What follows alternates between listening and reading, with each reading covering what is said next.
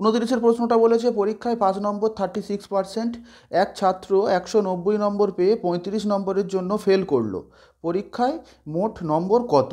আচ্ছা, এখানে কি বলেছে দেখো, একটা ছাত্র পেয়েছে কত, 190। 190 পেয়ে ও 35 নম্বরের জন্য ফেল করেছে, মানে 190 ও পেয়েছে, কিন্তু আরও যদি 35 নম্বরটা পেতো তবে ও পাস করতে পারতো। তার মানে 190 পেয়েছে, এর সঙ্গে যদি আমরা 35 অ্যাড করি যে নাম্বারটা, সেটাই হচ্ছে পাস মার্ক। তাহলে এর সঙ্গে আমরা কি করব, 35 অ্যাড করব। তো 35 অ্যাড করলে কত হবে, 5 9 3 12 1 1 2, মানে 225 ও যদি পেতো তবেই ও পাস করতো। দেখো ও পেয়েছে 190, বলেছে 35 নাম্বারের জন্য ফেল করলো, মানে 190-এর সঙ্গে আরও যদি আমি 35 অ্যাড করতাম তবে ও পাস করতে পারতো, মানে 225 পেলে ও তবেই পাস করতো, কিন্তু 225ও পায়নি। যাই পারুক, 225 পেলে পাস করতে, মানে কি পরীক্ষাটায় পাস মার্ক হচ্ছে 225। আবার দেখো পার্সেন্টেজে পাস মার্ক কত বলে দিয়েছে, পার্সেন্টেজে বলে দিয়েছে হচ্ছে 36%। তাহলে আমি এখান থেকে বলতে পারি 36% যা পার্সেন্টেজে, সেইটা মানেই বলতে পারি 225। দেখো কোশ্চেনে বলে দিয়েছে যে 36% হচ্ছে পাস মার্ক, তো 36% পার্সেন্টেজে, আর আমরা এখানে পেলাম পাস মার্ক কত, 225। তাহলে যেটা কোশ্চেনে 36% সেটা মানেই বলতে পারি 225। তার মানে এখান থেকে 1% মানে কত, 225/36 হবে। আর আমার থেকে জানতে চাইছে টোটাল মার্কস কত, পরীক্ষাতে টোটাল কত নম্বরের পরীক্ষাটা হয়েছিল। তো টোটাল সবসময় বলেছি, অরিজিনালটা সবসময় তোমাদের বলেছি কত, সবসময় বলেছি যে 100% হবে সবসময়, অরিজিনালটা সবসময় 100%। তাহলে এখান থেকে কি বের করবো, 100% সমান কত, ব্যাস করলেই আমার অ্যান্সার 225/36। আর 100% বের করতে হয় মানে কত, আমরা 100 দ্বারা গুণ করব। ব্যাস এবার কাটাকুটি করলেই আমাদের অ্যান্সার দেখো, 4 9 36, 4 25 100, আর হচ্ছে 9 25 225, 9 25 225, 25 25 গুণ করো, 25 25 গুণ করলে কত হবে, 625। মানে পরীক্ষাটা টোটাল আর কি 625 নাম্বারের হয়েছিল। কিন্তু তোমাদের বলবো এই ওয়েকিং নিয়ম প্রসেসে কিন্তু করবে না, আরও শর্টে করবে। সেটা হচ্ছে কি বলো তো, দেখো পরীক্ষাতে পাস মার্ক কত, 225, পার্সেন্টেজে কত, 36%, এটা নিচে হবে। আর কত বের করতে বলেছে, টোটালটা বের করতে বলেছে, টোটাল মানে কত, 100%। ব্যাস এখান থেকে ক্যালকুলেশন করবে, করলে দেখবে 625। মানে এই ক্যালকুলেশনটাই করব, মানে আমরা আর বাচ্চাদের মতো ওয়েকিং নিয়মে করবো না, ডাইরেক্ট এইভাবে ক্যালকুলেশনটা করব। 30 প্রশ্নটা বলেছে এক পরীক্ষায় 5 নম্বর 30%, এক ছাত্র 85 নম্বর পেয়ে 10 নম্বরের জন্য পাশ করলো, পরীক্ষায় মোট নম্বর কত?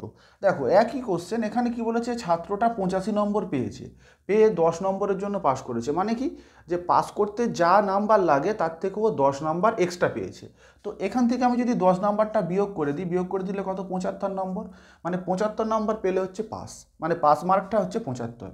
বলেছে 85 পেয়েছে, 85 পেয়ে 10 নম্বরের জন্য পাস করেছে, মানে পাস মার্কের থেকেও 10 নম্বর বেশি পেয়েছে, তাহলে পাস মার্ক কত, 85 থেকে 10 বিয়োগ করেছি, এটাই আমার পাস মার্ক। আচ্ছা কোশ্চেনে পাস মার্ক কত বলে দিয়েছে, পাস মার্ক বলে দিয়েছে 30%, কোশ্চেনে পাস মার্কটা বলে দিয়েছে 30%। তো আমরা একটু আগে কী দেখালাম, 30% পার্সেন্টেজ যেটা সেটা নিচে বসবে। আচ্ছা যেটা অ্যাকচুয়ালি এটা আর কি পাস মার্কটা, সেটা কোথায় বসবে, ওপরে বসবে। আর কি বলেছে যে পরীক্ষাটা মোট কত নম্বরে, তো মোট মানে সবসময় বলেছি 100%-এর, মানে 100 দ্বারা গুণ করবো, ব্যাস সেটাই আমার অ্যান্সার। আর ওইকিং নিয়মে করবো না, 30% সমান 75, 1% সমান 75/30।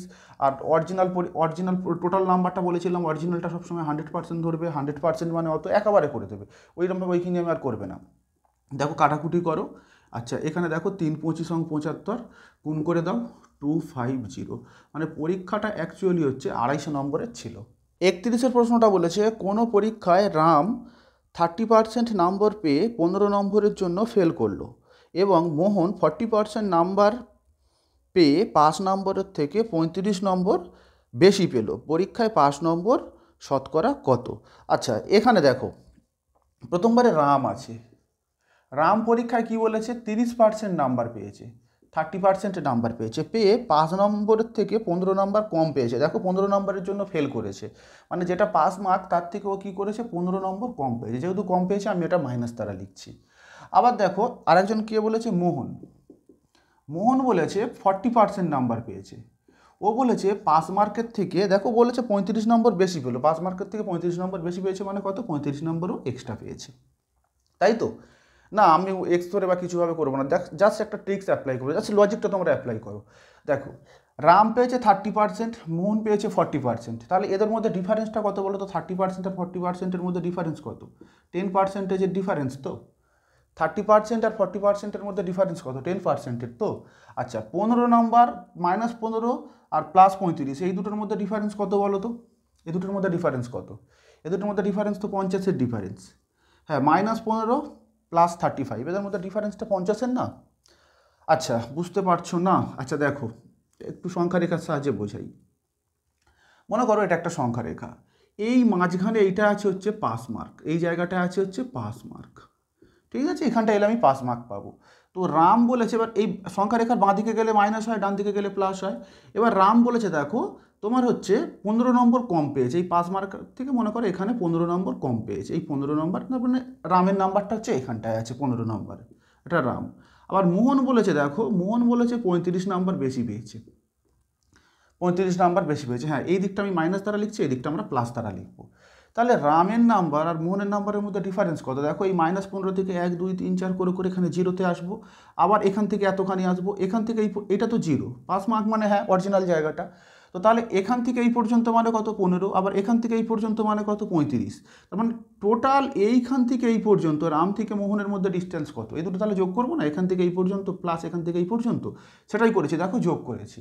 করতে ওদের মধ্যে আমি এতে পার্থক্য মানে অ্যাকচুয়ালি নাম্বারের পার্থক্য, সংখ্যায় পার্থক্য দেখতে পাচ্ছি 50। ক্লিয়ার?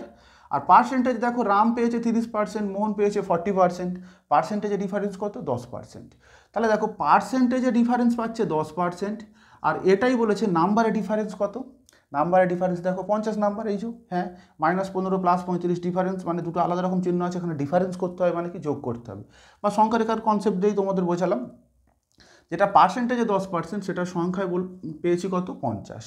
এবার আমাদের ফার্স্ট কাজ হবে কি, পরীক্ষাটা কত নম্বরের ছিল? তো পরীক্ষাটা কত নম্বরের ছিল? পরীক্ষাটা টোটাল নাম্বার নিশ্চয়ই 100%, বলেছিলাম অরিজিনালটা সবসময় তোমরা 100% ধরবে। তো এখান থেকে দেখো 10% সমান 50, তাহলে আমি আমি করছি 1% সমান কত? 50/10, আর 100% অরিজিনাল পরীক্ষাটা কত পার্সেন্টেজ? মানে 100%-এর, মানে কি করব? 50 × 100/10, কাটাকুটি করে এই 0 0 কেটে গেল, মানে 500। মানে পরীক্ষাটা ছিল হচ্ছে 500 নাম্বারের। ক্লিয়ার? তোমার থেকে কিন্তু এটা জানতে চাইনি, জানতে চাইছে তোমাকে পরীক্ষার পাস মার্কটা কত। তো তার জন্য আমরা কি করব দেখো, যে কোনো একটা নিয়ে করতে পারি, রামেরটা নিয়েও করতে পারি, মোহনেরটা নিয়েও করতে পারি, যা খুশি নিয়ে আমরা করতে পারি। দেখো রাম পেয়েছে কি 30% নাম্বার, তো 500 নাম্বারের আমরা যদি 30% বের করি, 30% উঠে গেলে নিচে 100 আসবে, এই শূন্য কাটলো, 3 5 15, মানে রাম কত পেয়েছে? 150 পেয়েছে, তাই তো? রাম পেয়েছে কত? 150, কিন্তু 150 পেয়ে কী হয়েছে? 15 নম্বরের জন্য ফেল করেছে, এর সঙ্গে তার মানে আরও 15 যোগ করে দেবো, মানে 165 যদি রাম পেতো তাহলে পাস করতো, তার মানে পাস মার্কটা কত হয়ে গেল? 165। বা মোহন দিয়েও আমরা করতে পারতাম, 500 আমরা 40% বের করতাম, করে কী করতাম? 35 বিয়োগ করতাম, তার কারণ কী বলতো? 35 তো এক্সট্রা পেয়েছে, হ্যাঁ তখন আমরা 35টা বিয়োগ করতাম, এখান থেকে করেছি মানে রাম থেকে করেছি বলে আমরা 15 যোগ করেছি। তাহলে দেখো পাস মার্ক কত হয়ে গেল? 165। ব্যাস অঙ্ক হয়ে গেছে। দেখো 500-র মধ্যে পাস করতে গেলে কত পেতে হবে? 165। আর পার্সেন্টেজে জানতে চেয়েছে মানে কতর মধ্যে আমাকে বের করতে হবে? 100-র মধ্যে। ব্যাস কাটাকুটি করে দাও, এই 2 0 এই 2 0 কেটে গেল। আচ্ছা 5 3 5 15, 3 5 15, মানে পাস মার্ক কত হয়ে গেল? 30%। ওই পরীক্ষাটায় পাস করতে গেলে আমাকে 33% নাম্বার পেতে হতো। 32-এর প্রশ্নটা বলেছে কোনো পরীক্ষায় 40% ইংরাজিতে, 30% গণিতে ফেল করলো, উভয় বিষয়ে 15% ফেল করলো, শতকরা কতজন উভয় বিষয়ে পাশ করলো? আচ্ছা ভেন ডায়াগ্রামের সাহায্যে দেখালে দেখো, এইটা মনে করো তোমার ইংরাজিতে, এটা মনে করো ইংলিশে। ইংলিশে কত পার্সেন্ট বলেছে? 40% ফেল করেছে, খুব ভালো কথা, 40% ফেল করেছে। আচ্ছা এইটা মনে করো ম্যাথে হচ্ছে কত পার্সেন্ট বলেছে? ম্যাথে হচ্ছে 30% ফেল করেছে, 30% ফেল করেছে, সব কিন্তু ফেল করেছে। আর একটা জিনিস দেখো, উভয় বিষয় মানে কি, এই যে জায়গাটা এখানটায় বলেছে উভয় বিষয়ে আর কি 15% ফেল করেছে, মানে 40% ছেলে মেয়ে তোমার এইটা যে ইংলিশ, এই যে সার্কেলটা, এই সার্কেলটাতে আর কি আছে। আচ্ছা 30% ছেলে মেয়ে এই সার্কেলটাতে আছে, এবং 15% আছে যারা হচ্ছে এই ইংরাজিতেও ফেল করেছে, ম্যাথেও ফেল করেছে। সেটা কোন জায়গাটা আছে? এই যে মাঝখানের কমন জায়গা টোকায়, এই টোকা জায়গায় ওই 15% ছেলে মেয়ে আছে। ক্লিয়ার? ওকে, তাহলে দেখো আমাকে বের করতে হবে, এই জায়গাটা বের করতে হবে, এই জায়গাটা বের করতে হবে। করলেই আমাদের অ্যান্সারটা হয়ে যাবে, একদম সোজা, রাইট, হ্যাঁ ওটাই অ্যান্সার। দেখো এখানে বলেছে 40% ছেলে মেয়ে ইংরাজিতে ফেল করেছে। আচ্ছা, এই 40%-এর মধ্যে আবার 15% ঢুকে আছে, দেখো যারা উভয় বিষয়ে ফেল করেছে। তাহলে শুধুমাত্র ইংরেজিতে কত পার্সেন্ট ফেল করেছে বলো তো? এই 40 মাইনাস 15, মানে এই 25% কী হয়েছে, ওরা শুধুমাত্র ইংলিশে ফেল করেছে। হ্যাঁ, মানে এই সাদা জায়গা টোকা ভেবে দেখো, এই 40% ইংলিশে ফেল করেছে, 40%-এর মধ্যে আবার 15% ঢুকে আছে যারা অঙ্কতেও ফেল করেছে। তার মানে শুধু ইংরেজিতে ফেল করেছে কত পার্সেন্ট? 40 মাইনাস 15, ক্লিয়ার তো? এই 25% হচ্ছে শুধুমাত্র তোমার ইংলিশে ফেল করেছে। আচ্ছা, এবার ম্যাথে এসো। ম্যাথে দেখো 30% ছেলে মেয়ে ফেল করেছে, 30%-এর মধ্যে আবার 15% দেখো ঢুকে আছে যারা ম্যাথেও ফেল করেছে, ইংলিশেও ফেল করেছে। তার মানে আমি এই 15%টা যদি বিয়োগ দিয়ে দিই, তার মানে যেটা 30% পড়ে আছে, এই 30% ছেলে মেয়ে কী হয়েছে, শুধুমাত্র তোমার ম্যাথে ফেল করেছে। ও সরি, হ্যাঁ 30% না 15%, হ্যাঁ আমি এটা ভুল বলছি, 30 থেকে 15 বিয়োগ গেলে 15%। তার মানে ম্যাথে দেখো, মানে এই সাদা অংশটাকে আর কি, ম্যাথে তার মানে 15% ছেলে মেয়ে ফেল করেছে। হ্যাঁ, 30% ছেলে মেয়ে ম্যাথে ফেল করেছে, 30%-এর মধ্যে আবার দেখতে পাচ্ছি 15% ঢুকে আছে যারা ইংলিশেও ফেল করেছে। ম্যাথ উভয় বিষয়ে ফেল করেছে, মানে কি ম্যাথেও ফেল করেছে, ইংলিশেও ফেল করেছে। তাহলে 30% থেকে সেই 15% বিয়োগ দিয়ে কত পার্সেন্ট পড়ে আছে? 15% ছেলে মেয়ে। তাহলে 15% ছেলে মেয়ে শুধুমাত্র তোমার ম্যাথে ফেল করেছে। এবার তোমার থেকে জানতে চেয়েছে কতজন উভয় বিষয়ে পাস করেছে। দেখো উভয় বিষয়ে পাস করেছে মানে এক বিষয়েও ফেল করলে হবে না, দু বিষয়েও ফেল করলে হবে না, উভয় বিষয়ে পাস করতে হবে। দেখো টোটাল স্টুডেন্ট কত? 100%। এখানে তো 100 পার্সেন্টেজ মানে 100 হিসাব হচ্ছে। আচ্ছা, 100 জনের মধ্যে দেখো 25% ছেলে মেয়ে শুধুমাত্র ইংলিশে ফেল করেছে। এই যে এটা ইংলিশে, হ্যাঁ 25% শুধুমাত্র ইংলিশে। আচ্ছা, এই 15% এরা কি হয়েছে, এই 15% উভয় বিষয়ে ফেল করেছে। আবার এই 15% আছে তারা শুধুমাত্র কিসে ফেল করেছে? এই 15% শুধুমাত্র ম্যাথে ফেল করেছে। তাহলে এই কটা হচ্ছে ফেল করা আর কি ব্যক্তি। হ্যাঁ, 25% ইংলিশে ফেল করেছে, 15% উভয় বিষয়ে ফেল করেছে, আর এই 15% শুধুমাত্র ম্যাথে ফেল করেছে। মানে এই 25% শুধুমাত্র ইংরাজিতে ফেল করেছে, এই 15% শুধুমাত্র তোমার এই 25% উভয় বিষয়ে ফেল করেছে, এই 15%, আর এই 15% কী হয়েছে, শুধুমাত্র ম্যাথে ফেল করেছে। মানে এই কটা, মানে ফেল করার যা যা সম্ভাবনা হতে পারত, এই কটা আর কি হয়ে গেছে। এবার আমি 100% থেকে যদি এই ফেল কোটা বিয়োগ দিয়ে দিই, যে কোটা আছে সেই কজন তো উভয় বিষয়ে নিশ্চয়ই পাস করেছে। ব্যাস এটাই আমরা করব। 100% এই কোটা যোগ করে দাও, 15 15 30, 30 আর 25 কত? 65। মানে অ্যাকচুয়ালি টোটাল আর কি 65% ছেলে মেয়ে নয় উভয় বিষয়ে ফেল করেছে, নয় এক বিষয়ে ফেল করেছে। ব্যাস এটা বিয়োগ করে দাও, বিয়োগ করে দিলে কত? 45%। মানে আমি বলে দেবো 45% ছেলে মেয়ে আর কি উভয় বিষয়ে পাস করেছে। 33-এর প্রশ্নটা বলেছে একটি পরীক্ষায় 60% ছাত্র ইংরাজিতে পাশ করে, 70% ছাত্র হিন্দিতে পাশ করে এবং 40% উভয় বিষয়ে পাশ করে। শতকরা কতজন উভয় বিষয়ে ফেল করে? পুরো একই টাইপসের অঙ্ক। দেখো সেই ভেন ডায়াগ্রামের সাহায্যে আমরা বুঝবো। দেখো এইটা মনে করো কী আছে প্রথমবারে, এইটা মনে করো ইংরাজি। ইংরাজিতে কি বলেছে? 60% ছাত্র আর কি পাস করেছে, খুব ভালো কথা। আচ্ছা, এইটা মনে করো হিন্দি, এইটা মনে করো হিন্দি। হিন্দিতে কি বলেছে? 70% ছেলে মেয়ে পাস করেছে। আর এই মাঝখানের যেটা, এইটা হচ্ছে 40% ছেলে মেয়ে, এই মাঝখানের যে জায়গাটা, এই 40% ছেলে মেয়ে ইংরাজিতেও পাস করেছে, হিন্দিতেও পাস করেছে, উভয় বিষয়ে পাস করেছে। তার মানে সেই একই কনসেপ্ট। দেখো শুধুমাত্র ইংলিশে পাস করেছে কত? 60 মাইনাস 40 মানে কত? 20%। মানে 20% ছেলে মেয়ে শুধুমাত্র ইংলিশে পাস করেছে, 60% ছেলে মেয়ে হচ্ছে ইংলিশে পাস করেছে, তার মধ্যে 60%-এর মধ্যে 40% ঢুকে আছে উভয় বিষয়ে পাস করেছে। তার মানে এই 60 থেকে 40টা বাদ দিয়েছে, মানে 20% পেয়েছে, মানে সেই 20%টা শুধুমাত্র ইংলিশে পাস করেছে। আবার দেখো হিন্দিতে পাস করেছে 70%, এই 70%-এর মধ্যে 40% ঢুকে আছে যারা হচ্ছে ইংলিশেও পাস করেছে। তাহলে আমি 40%টা যদি বিয়োগ করে দিই, কত পাচ্ছি? 30%। এই 30% ছেলে মেয়ে শুধুমাত্র তোমার হিন্দিতে পাস করেছে, ক্লিয়ার? তাহলে দেখো 20% ছেলে মেয়ে শুধুমাত্র ইংলিশে পাস করেছে, 40% ছেলে মেয়ে দুটো বিষয়ই পাস করেছে, 30% ছেলে মেয়ে কী হয়েছে? শুধুমাত্র হিন্দিতে পাস করেছে। তাহলে ফেল করেছে কজন? হ্যাঁ, উভয় বিষয়ে ফেল করেছে কজন? এর পরে যারা পড়ে আছে আর কি। তাহলে টোটাল বলেছিলাম কত পার্সেন্ট হয়? টোটালটা হচ্ছে 100% হয়। আচ্ছা দেখো 20% ছেলে মেয়ে আচ্ছা পার্সেন্টেজটা একদম বাইরে দেবো। 20% ছেলে মেয়ে শুধুমাত্র ইংলিশে পাস করেছে, প্লাস 40% ছেলে মেয়ে ইংলিশ এবং হিন্দি দুটোতেই পাস করেছে, আচ্ছা প্লাস 30% ছেলে মেয়ে শুধুমাত্র হিন্দিতে পাস করেছে। মানে পাস করার যা যা ক্রাইটেরিয়া হতে পারে এই কটার মধ্যে ঢুকে আছে। দেখো এইটা উভয় বিষয়, এইটা একটা বিষয়, এইটা একটা বিষয়, পাস। আচ্ছা, বা এই কটা আমি 100 থেকেই পুরোটা যদি বাদ দিয়ে দিই, তার মানে যে জিনিসগুলো পড়ে আছে আর কি, সেগুলো কী হয়েছে, উভয় বিষয়ে ফেল করেছে। তো ফেল করেছে মানে এটা কত, 100%। আচ্ছা, মাইনাস এটা যোগ করে দাও। দেখো 60 আর 30, 60 আর 30 যোগ করলে কত, 90। মানে 90% ছেলে মেয়ে নয় একটা বিষয়ে পাস করেছে, নয় উভয় বিষয়ে পাস করেছে। তো বিয়োগ করলে কত, মানে 10%। মানে এই 10% পড়ে আছে, এরা কি হয়েছে, উভয় বিষয়ে ফেল করেছে। 34 থেকে তোমাদের অঙ্কের টাইপসটা আবার চেঞ্জ হয়েছে। এখানে কি বলেছে, এক শহরে জনসংখ্যা 1,80,000, প্রতি বছর জনসংখ্যা 10% হারে বৃদ্ধি পেলে 2 বছর পর জনসংখ্যা কত হবে। দেখো একদম সহজ অঙ্ক। কি বলেছে, একটা শহরের জনসংখ্যা প্রতি বছর 10% হারে বৃদ্ধি পাচ্ছে। 10%-এর ফ্র্যাকশনাল ভ্যালু কত, 1/10। আর ভুলে গেলে এই যে সময় নষ্ট হবে, 10/100 পার্সেন্টেজ উঠে গেলে কাটাকুটি করো, মানে কত, 1/10। হ্যাঁ, কাটাকুটি করলে 1/10। আচ্ছা, 10% হারে বৃদ্ধি পাবে প্রতি বছর জনসংখ্যা। তার মানে আজকের যদি 10 জন জনসংখ্যা থাকে, মানে 10 ভাগের 1 ভাগ বৃদ্ধি পাবে, মানে 10 ভাগের 1 ভাগ মানে কত, 11 হবে, তাই তো। বলেছে 10% হারে বৃদ্ধি, 10% মানে কত, 10 ভাগের 1 ভাগ, 1/10 মানে কি, 10 ভাগের 1 ভাগ। মানে এবছর যদি 10 জন জনসংখ্যা থাকে, পরের বছর 1 জন বৃদ্ধি পাবে। তো এবছর 10 জন থাকলে পরের বছর 1 জন বৃদ্ধি পেয়ে কজন হবে, 10 + 1 মানে 11 জন। আবার দেখো পরপর 2 বছর, এটা তো 1 বছর হলো, তাহলে আরেকবার নেব। আবার 10-10-এর জন্য কত হবে, 11, ব্যাস হয়ে গেছে অঙ্ক।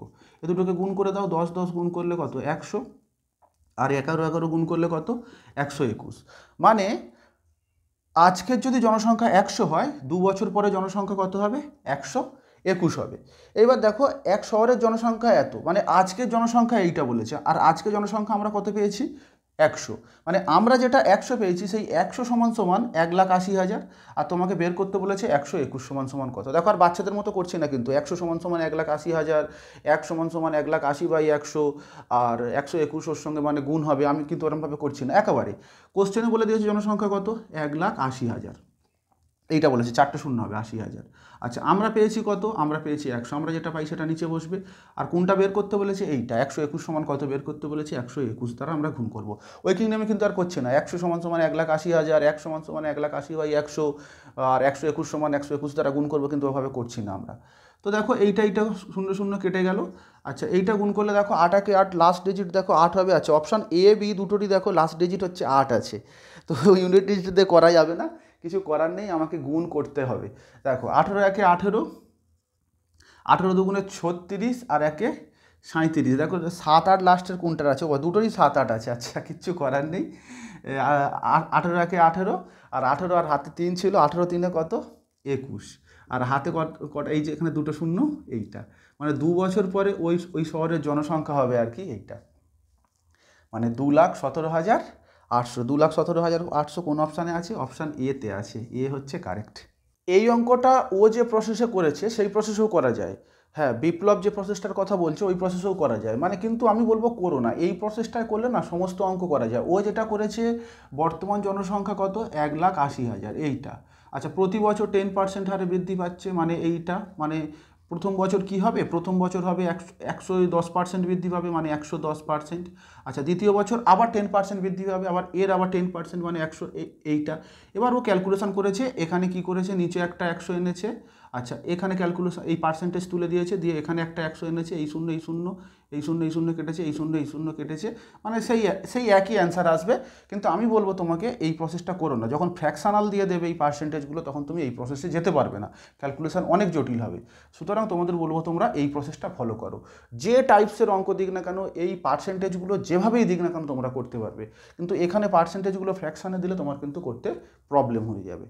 35-এর প্রশ্নটা বলেছে, একটি শহরের বর্তমান জনসংখ্যা 7,986, প্রতি বছর 10% হারে বৃদ্ধি পেলে 3 বছর আগে জনসংখ্যা কত ছিল।